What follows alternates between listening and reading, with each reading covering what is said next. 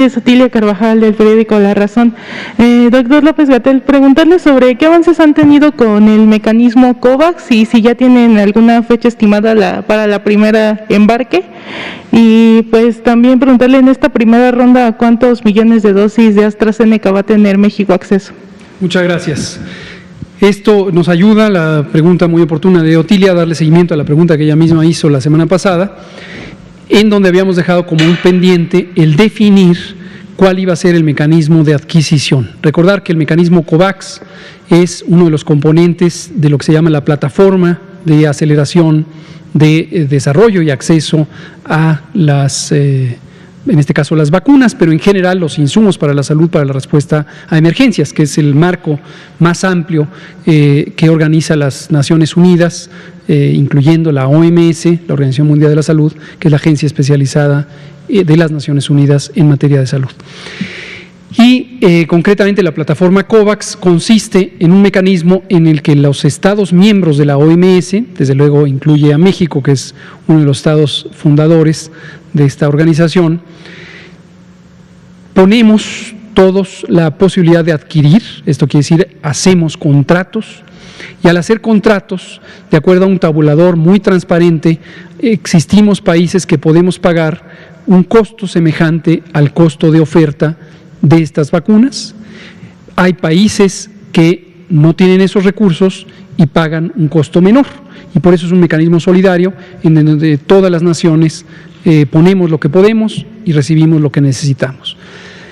En ese sentido, México fue también de los primeros países en registrarse al mecanismo COVAX y nos inscribimos para 51.3 millones de dosis de las vacunas que se fueran definiendo por el propio mecanismo, por los comités de expertos y expertas que van incorporando en la lista a las vacunas COVAX.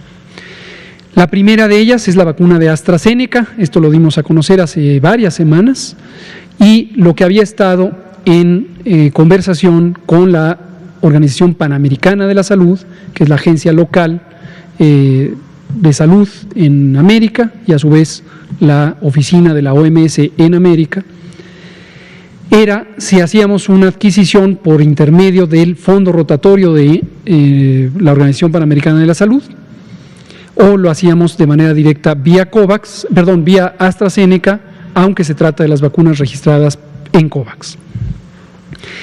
El fondo rotatorio, aquí aprovecho que tenemos tiempo para rememorar sobre esto. El fondo rotatorio es un mecanismo de asesoría técnica que facilita el acceso a diversos insumos para la salud, pero específicamente en el caso del fondo rotatorio, porque hay otro fondo que es el fondo de emergencias, está el acceso a vacunas, no solo vacunas COVID, sino en general vacunas. Y México había estado excluido de este mecanismo por varios años, autoexcluido, había tomado la decisión de no incorporarse, y una de las decisiones que tomamos en este gobierno cuando recién entramos fue reincorporarnos al mecanismo del fondo rotatorio, porque en las ofertas de vacunas eso ayuda a bajar los precios para la región, pero también para los países que nos inscribimos en el mecanismo. Eso quería recordar, ya lo hemos comentado en alguna ocasión. Regresando a la pregunta de Otilia y lo que nos ocupa hoy, decidimos que en esta situación vamos a tener el acceso vía Astra, porque hay algunas ventajas, tanto logísticas como de costos. Es una diferencia menor relativamente en términos de costos, pero en términos de logística nos representa una ventaja. Ya estamos, por lo tanto, en el proceso de formalizar esta contratación y vamos a adquirir 1.8 millones de dosis, 1.800.000 dosis de la vacuna Astra. Y es posible que esta sea nuestra primera o ya la segunda dotación, pero primera grande, de la vacuna Astra. Y todavía no hay una fecha precisa de esto, en cuanto la tengamos, lo comunicamos. Las siguientes vacunas que se adquieran por el mecanismo COVAX. Gracias por comentarlo, porque hoy precisamente recibimos información preliminar de que tenemos ya la ronda se ha abierto la ronda de selección de la segunda dotación y la vacuna que está en oferta es la de Novavax. Novavax es una vacuna de un laboratorio relativamente nuevo de Estados Unidos. Es una vacuna que ha mostrado también una alta eficacia y alta seguridad. Está entre las vacunas que en su momento hemos explorado de manera directa en conversaciones bilaterales con el laboratorio productor, pero en este caso ya sabíamos que estaba en la lista de COVAX y la siguiente ronda de abastecimiento es para la vacuna Novavax. Todavía tenemos que tener conversaciones detalladas sobre las condiciones de entrega y demás, pero es muy probable que también nos sumemos a adquirir la vacuna de Novavax. Parece una buena vacuna.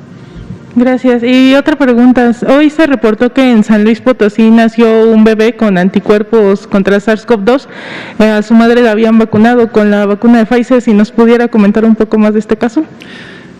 Cómo no. Me llamó la atención la noticia por lo relativamente ¿cómo lo explico? Es una noticia de poca relevancia científica en este sentido.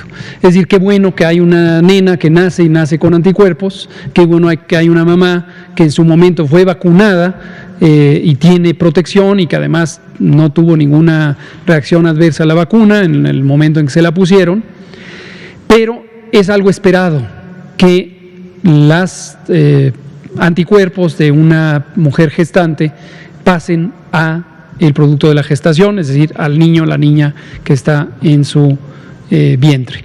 Por eso nos llamó la atención que se publicitara, pero bueno, es una experiencia, puede haber otras. Cuando se vacunen mujeres embarazadas, se espera que los niños, productos de ellas, nazcan con anticuerpos. Ahora, ¿cuánto va a durar esos anticuerpos?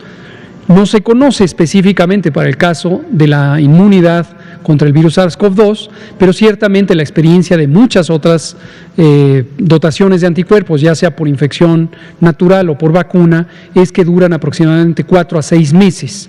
Los anticuerpos los fabricaron las células de la madre, los glóbulos blancos, los linfocitos B de la madre, no los fabricó la niña.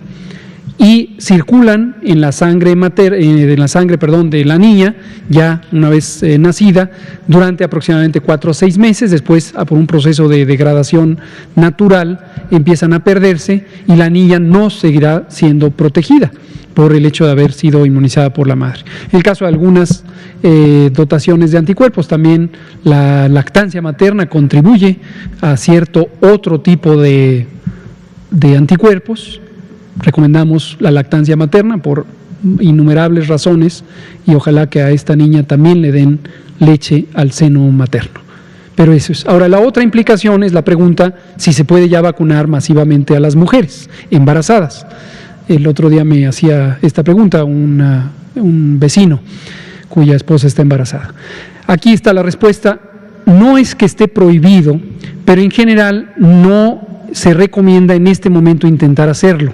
La razón por la que esta mujer embarazada fue vacunada es porque es trabajadora de la salud, no porque esté embarazada. Y en las vacunas contra SARS-CoV-2, contra COVID, que en este momento están en uso en el mundo, no solo en México, en ninguna de ellas se han terminado ensayos clínicos que muestren la eficacia y la seguridad de las vacunas. Lo más probable, dada la composición de las vacunas y la biología de la inmunidad contra el virus SARS-CoV-2, es que sean seguras y sean eficaces en mujeres embarazadas. Pero por razones éticas, bioéticas, ya muy establecidas en el mundo por más de 3 o 4 décadas, en general se prefiere no tener a mujeres embarazadas en los ensayos clínicos iniciales, lo mismo que no se tienen niños y niñas o menores de edad en general, y en ensayos clínicos secundarios, que ahora están en curso algunos, ya se utilizan vacunas en estas poblaciones, menores de edad y mujeres embarazadas. Y en su momento se publicarán los resultados. Ahora, ¿cuál es la implicación para aquellas mujeres embarazadas en México? En este momento, en el programa nacional, no estamos incluyendo embarazadas por el hecho de ser embarazadas. En el caso de esta mujer en particular, se le vacunó, como digo, voluntariamente ella aceptó ser vacunada, de hecho pidió ser vacunada, aun cuando se sabe que no existe evidencia suficiente sobre la seguridad y la eficacia, por el hecho de ser trabajadora de los servicios de salud de primera línea. Entonces, también para tenerlo presente en el caso de las mujeres embarazadas. Muy bien. Daniela Pastrana, pie de página.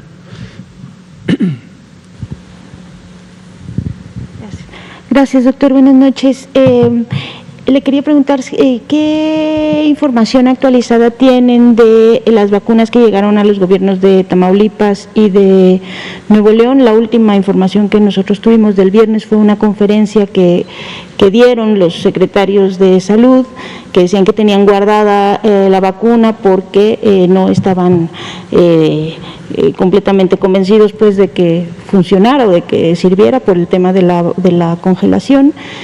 Y también, si es posible, que dentro de estos desagregados que hacen nos puedan dar desagregados a nosotros sobre cómo va el plan de vacunación en los estados, porque es un poco, digamos que la información en los estados no fluye igual que en la Ciudad de México, y entonces para muchos de nuestros colegas a veces es muy difícil, como en este caso, definir o digamos hacer notas que ayuden, por ejemplo en el caso de Chiapas, para saber si ya eran todas las vacunas que iban a llegar o no iban a llegar más, o cuánta era la población objetivo, ese tipo de cosas. ¿Cómo no? Entonces, bueno, esa es una pregunta, si tienen ya actualizado, sí, y si nos lo pueden dar así. Con mucho gusto, me parece una solicitud muy pertinente, y mis demás colegas, además del doctor Alomía, mis demás colegas seguramente estarán escuchando, y les voy a pedir, saliendo de aquí, que me ayuden a preparar un informe ya diariamente. No necesariamente lo vamos a presentar aquí, pero va a estar disponible en el informe en línea en coronavirus.gov.mx. El primero definitivamente sí lo vamos a presentar, y quizá cada semana estar presentando un resumen de la cobertura vacunal en los estados. ¿Qué población de adultos mayores tienen? ¿Cuántas vacunas han llegado? ¿En qué fechas llegaron? ¿De qué tipo de vacuna? ¿Cuántas se pusieron? Etcétera, estado por estado. Y en su caso la desagregación municipal, que también la tenemos y la acabamos de presentar ayer en el informe técnico. Muchas gracias. Respecto al caso específico que comenta Daniela Pastrana de pie de página, se trata de esta conversación que se tuvo la semana pasada, me parece, lo explicó el doctor López Ridaura, de que llegaron vacunas a Nuevo León y a Tamaulipas, en las que, igual que también en Oaxaca, en las que los monitores de temperatura habían registrado lo que técnicamente se conoce como una excursión, es decir, un aumento. A veces la excursión es hacia la baja, es una reducción de temperatura respecto al intervalo de referencia de la temperatura ideal a la que debe permanecer el producto. Y estas excursiones se trataban de un aumento de 2 grados centígrados más allá de la temperatura recomendada para el transporte de la vacuna, pero explicaba el doctor López Ridaura que todas las vacunas, y esto pasa también con otros productos farmacéuticos que requieren refrigeración, son sujetos a un proceso de evaluación de termoestabilidad. La termoestabilidad, quiere decir temperatura, es un proceso de análisis sobre cuánto puede resistir en condiciones incluso extremas un producto farmacéutico, en este caso estas vacunas, sin que se afecten sus propiedades. Generalmente las propiedades que pudieran afectarse son las de potencia, que se mide como capacidad protectora, y raramente la presión de temperatura, al ejercer temperatura extrema para arriba o para abajo, afecta la seguridad del producto, pero también se considera en las pruebas de termoestabilidad. Y en estas pruebas de termoestabilidad es muy, yo diría, llamativo la enorme resistencia que tiene la vacuna, que puede resistir temperaturas hasta de 25 grados centígrados, esto es la temperatura que tenemos ahora en estos días de calor, durante varias horas, casi más de un día, 26 horas de resistencia. Entonces a 25 grados, 26 horas, y no se afecta la potencia del producto. Entonces, como explicaba también Ruy, esta observación que hacen nuestros colegas el secretario de Salud de Nuevo León, la secretaria de Salud de Tamaulipas, es una exigencia sobre algo que está probado por la Agencia de Regulación Sanitaria del país, con pruebas formales de termoestabilidad y, desde luego, la excursión de temperatura, que fueron 10 grados por un máximo de 2 horas, es una afectación mínima de las condiciones de transporte que sabemos por las pruebas no afectan la potencia, no la afectan en modo alguno. Sin embargo, respetamos mucho a nuestras colegas secretarias y secretarios de salud. Le mandamos un saludo al doctor Manuel de la O. Cavazos, secretario de Salud de Nuevo León, y a la doctora Gloria Molina, secretaria de Salud de Tamaulipas. Les respetamos mucho. Acabamos de tener participaron activamente en la reunión de hoy de la Comisión de Salud Pública del Consejo. Y si ellos están expresando esta preferencia de que los neoleoneses y los tamaulipecos no se vacunen por ahora, por lo menos la cantidad de dosis que prefieren ellos no utilizar, pues es una decisión legítima de ellos. Ellos deciden que no se vacunen estas casi 4,000 personas. Por el momento se atrasará un poco, desde luego cuando lleguen nuevos embarques se les dará vacunas. Y el Programa Nacional puede incorporar sin problema alguno estas vacunas, ya sean en los propios estados, a través de las instituciones federales, como el IMSS, como el ISSSTE, como los servicios médicos de Pemex o las instituciones militares, incluso, dado que tenemos la evidencia y la convicción de que se trata de vacunas seguras, que seguirán siendo igual de eficaces que el resto de las vacunas. Llegaron allá y que tenían, digamos que guardadas con esta precaución, ¿qué se va a hacer con ellas? O sea, siguen guardadas, las van a enviar. Se pueden utilizar por parte de las instituciones federales que participan en el operativo en vacunar a personas de esas mismas entidades o fuera de otras entidades. El país entero está ávido de vacunas, no tendría sentido rechazar, desperdiciar vacunas que están en perfecta capacidad de uso, que son eficaces y que tenemos toda la evidencia de las pruebas de termoestabilidad que esta excursión de temperatura representa un riesgo prácticamente nulo de que hayan sido afectadas. Gracias, doctor. Otra pregunta es que nos empezó a circular algunos mensajes de que personas ya se podrían registrar a la plataforma de vacunas. Son falsos. Gracias por mencionarlo. Parafraseo, perdón, la interrumpí. Lo que dice Daniela Pastrana de pie de página es que ha circulado en Internet, en Facebook, que me parece, y en otras plataformas, una ficha donde se está llamando a registrarse en la plataforma mivacuna.gov.mx. De esto nos alertó el doctor Efrén Encinas Torres, secretario de Salud de Sinaloa, justo durante la sesión de hoy. Es una noticia falsa. La plataforma mivacuna.gov.mx es una plataforma legítima del Gobierno de México en las que pudimos registrar a las personas adultas mayores de 60 años. Pero en este momento no está abierto para personas del siguiente grupo, que somos quienes tenemos de 50 a 59 años. No está abierta todavía. Tenemos que terminar la fase 1 y todavía no anunciamos el inicio o el preinicio de la fase 2.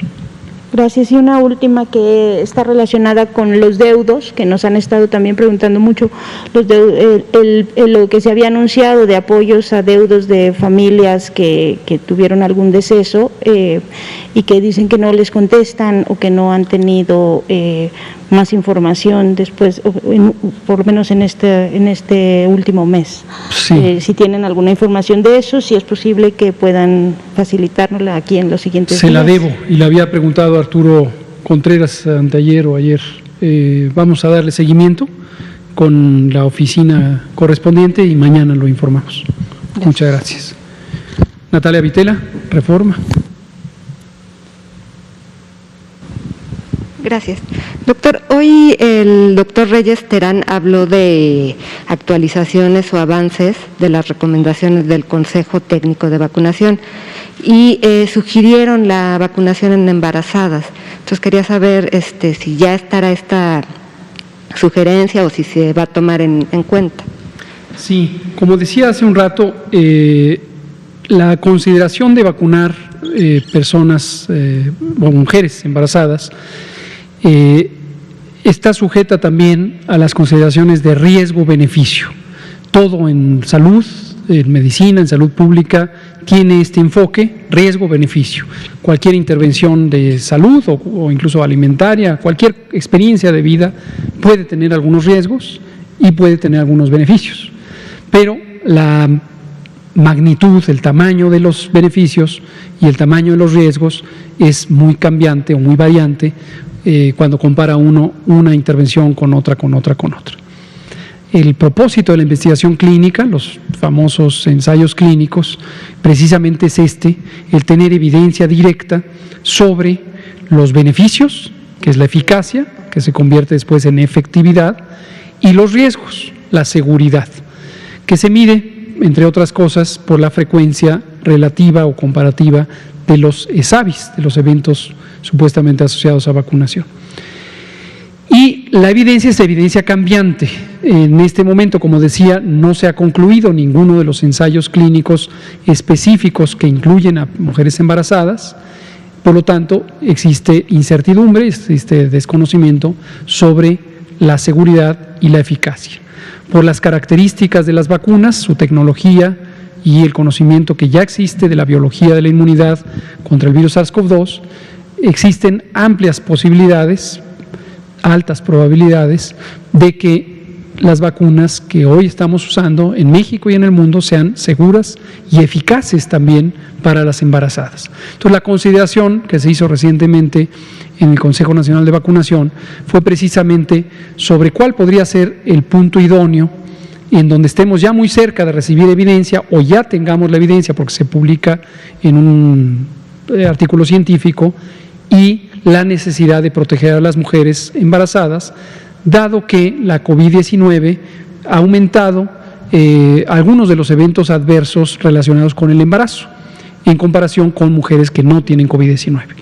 Lo que ha sido sumamente afortunado, y es una circunstancia, de hecho, en su momento fue sorprendente, es que las mujeres embarazadas y consecuentemente sus productos de gestación no hayan tenido la misma magnitud de riesgo de complicaciones o de defunción que sí conocemos produce la influenza.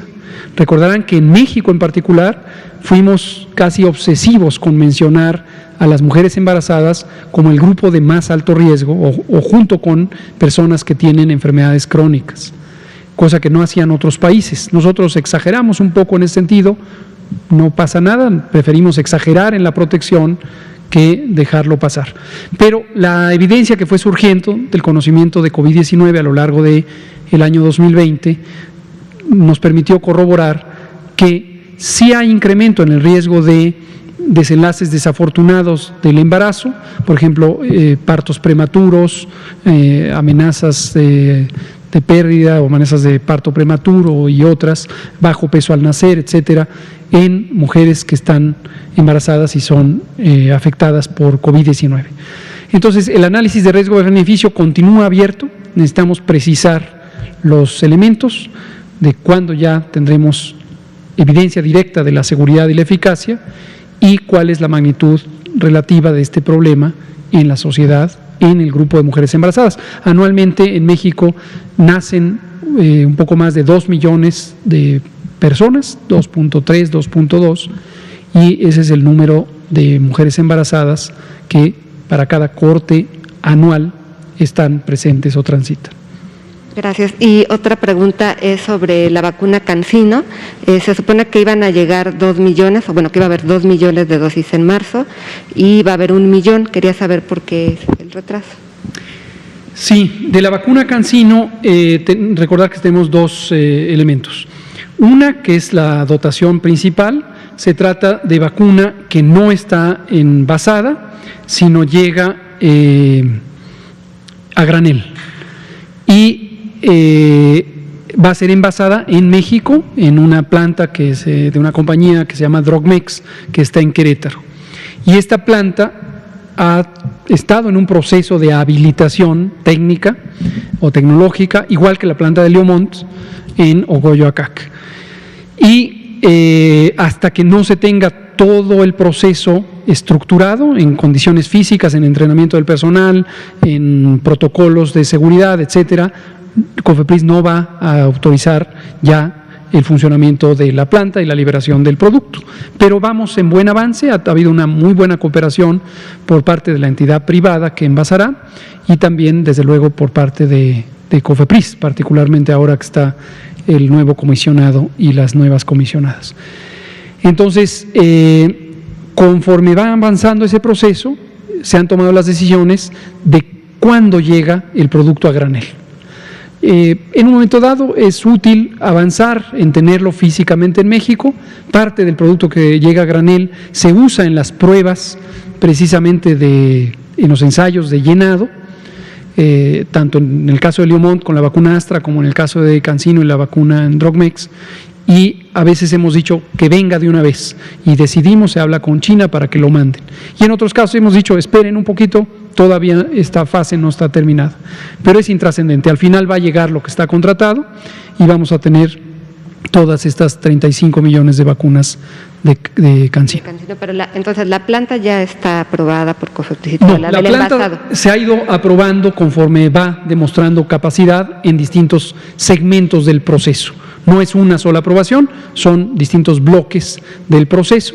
Se ha avanzado muy bien y conforme se avance en todo, pues ya llegará el punto en que se libere todo. Digamos, esto sería la razón del retraso, pero después van a acelerar. Sí, de hecho no hay que llamarle retraso, porque no es ningún retraso, no es que nos frustre que no llegue. Nosotros mismos en conversación con China, con la CanSino Biologics, hemos tomado la decisión de espérate o auméntale, mándalo o no. No es un retraso en sí mismo, ¿no? Sí.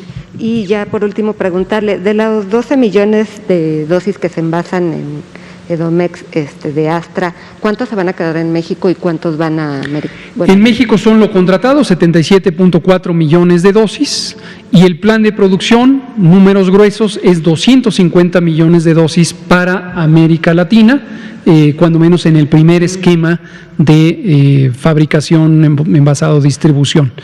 Eso ya es una transacción privada que hace Astra, indudablemente Leomont y los distintos gobiernos de la región, pero sabemos, fue lo que se anunció de origen, que eran hasta 250 millones de dosis que seguirían ese proceso, fabricación en Argentina, envasado en México y después distribución a distintos países de América.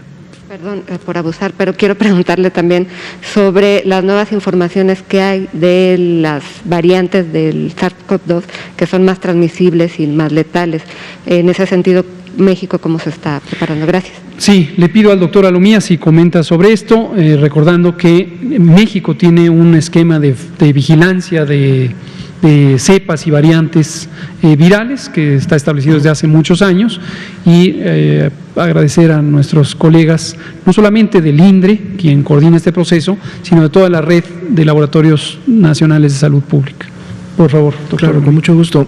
Como parte del Sistema Nacional de Vigilancia Epidemiológica, uno de los componentes que integra esta vigilancia es precisamente la vigilancia virológica, la cual no es tampoco nueva, no es específica para COVID-19, pero obviamente muy útil para COVID-19. Esta se viene realizando desde que tuvimos o se tuvo la pandemia de influenza en el 2009 y que tiene precisamente como objetivo identificar cuáles son los diferentes tipos de virus que están circulando en el país y que están produciendo enfermedad con afectación a la población.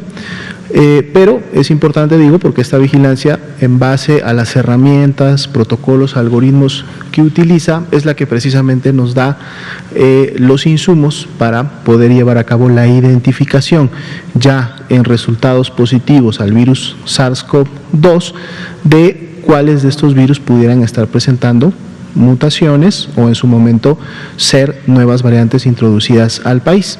Y esto entonces ya entra en el siguiente campo, que también es un componente de la vigilancia epidemiológica, que es la vigilancia genómica, es decir, aquella que va a ir ya directamente o se va a focalizar en poder identificar mutaciones y en su momento variantes.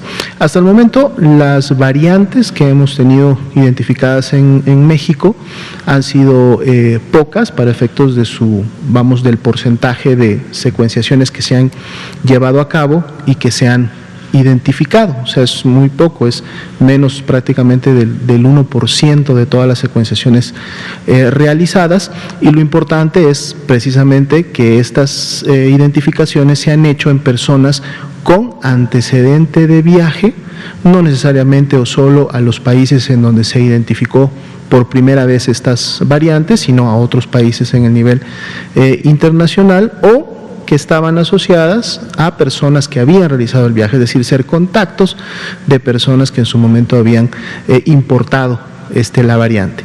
Pero para efectos de circulación importante, o que algunas de estas nuevas variantes, como las que se identificaron en un momento determinado en Inglaterra o las que se identificaron en Sudáfrica o en Brasil, no han representado todavía un porcentaje importante de la presencia y circulación de las mismas en el territorio mexicano.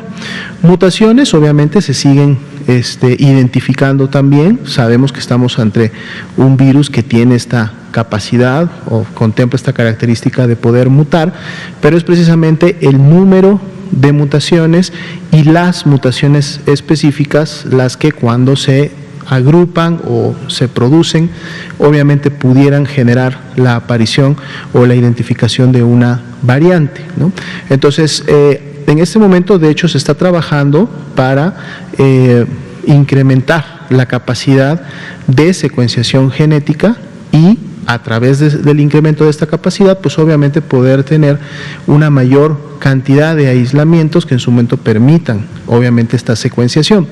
Esto lo estamos haciendo de la mano y en coordinación con el CONACYT, quien a su vez también obviamente puede hacer un enlace con toda una serie de instituciones académicas de desarrollo científico en el país, que obviamente el elemento más importante para poder llevar a cabo es que se cuente con el equipo de secuenciación genética, que no es un equipo económico, es un equipo costoso, no se tienen muchos en el país, pero a través obviamente de una selección de las muestras, es decir, personas que dan positivos al virus SARS-CoV-2 y que cuentan con ciertas características que pueden hacer sospechar que se trate de una variante importada o que se trate de algún comportamiento diferente, es entonces que se llevarían obviamente a la secuenciación y poder continuar con esta identificación. Pero hasta el momento los trabajos que se han llevado a cabo, reitero, no hay una circulación importante o una circulación que en su momento genere algún tipo de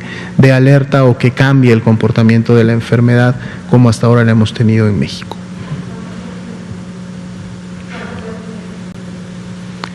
No tengo el dato actualizado, no quisiera dar un dato desactualizado, pero son varios millones de pesos. Entonces, obviamente son equipos que se requiere una inversión importante. En algunos casos inclusive se pueden recibir a través de donaciones o a través de convenios internacionales. El INDRE obviamente cuenta con estos equipos, pero poder adquirirlos requeriría sí de una inversión bastante importante. Muchas gracias. Vamos a culminar con Héctor García, de Grupo Cantón, Periódico Basta. Gracias a los dos, subsecretario. ¿Por qué los ESAVIS ocurren más en mujeres? Fíjese que es una pregunta interesante, gracias Héctor por hacerlo notar. Efectivamente hemos visto esta distribución desigual o diferenciada entre mujeres y hombres para el conjunto de los ESAVIS y también para el caso específico de los ESAVIS que quedan registrados como graves. Tenemos, estoy viendo aquí la diapositiva, 62 en el caso de las mujeres y 30 en el caso de los hombres, para estos 92 casos que han estado graves. Y el conjunto de los ESAVIS también tiene esta distribución diferencial, incluso más grande en el caso de los ESAVIS leves. Aquí está, muchas gracias. Voy a parar aunque nos queden pocos minutos. Se refiere a esto, Héctor García. Lo hicimos notar desde la primera vez que presentamos la diapositiva, es prácticamente una relación 2:1, un poquito más que 2:1, en favor de las mujeres, bueno, en mayor frecuencia de las mujeres. Y para este conjunto 11.947, que es el gran conjunto, ya también de todos los más de 99.2 que no son graves, también predominan las mujeres. Ahí la razón es casi 3:1. No tenemos una explicación al respecto, y no necesariamente encontramos una razón biológica orgánica o tampoco una razón social por la que pudieran estar diferencialmente distribuidos. Estamos en varios análisis de carácter epidemiológico, estadístico, también considerando si esta frecuencia no revela también la distribución diferencial de la aplicación de las vacunas, en la medida en que pudiéramos tener para cada región, cada entidad federativa o cada tipo de vacuna o para cada subsegmento de edad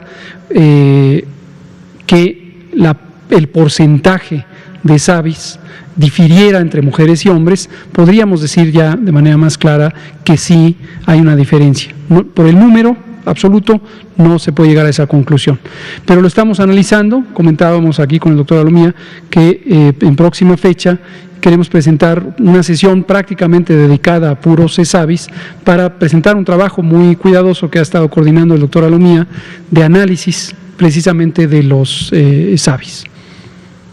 Muchas gracias. Pues son las 20 horas en punto, terminamos aquí la conferencia. La epidemia sigue, 6 semanas a la baja, no hay que confiarnos, la vacunación avanza, cifra récord, llevamos ya 4.737.622 vacunas y seguiremos. Hay vacunas para todas y todos, hay que esperar el turno, hay que continuar con las distintas medidas de precaución y protección. Muchas gracias y nos vemos mañana. Gracias.